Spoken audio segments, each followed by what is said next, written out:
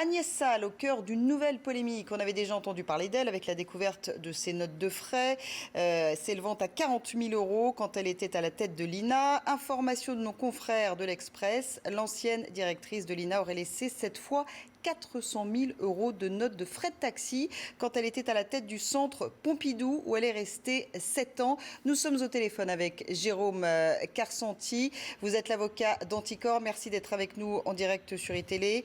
Tout d'abord, comment est-ce possible de passer 2 fois entre les mailles du filet ? Je crois que le problème essentiel dans le contrôle des institutions publiques, c'est qu'en réalité, il n'y a pas de contrôle. Et que le contrôle supposé, le contrôle théorique, le contrôle tel que prévu par les textes ne s'exerce pas dans la réalité.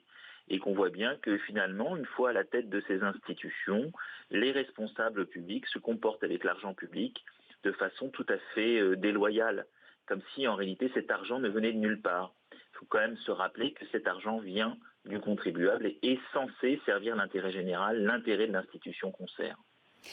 Alors, Agnès Salle avait quitté son poste à l'INA pour rejoindre le ministère de la Culture. Est-ce que cette fois-ci, elle pourrait être à nouveau sanctionnée ?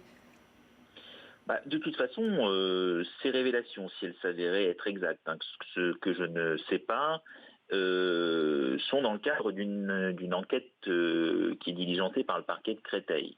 Donc il y a actuellement 2 ouvertures d'enquête préliminaire, une sur les frais de taxi au sein de l'INA, l'autre sur les frais éventuels au sein du centre Pompidou.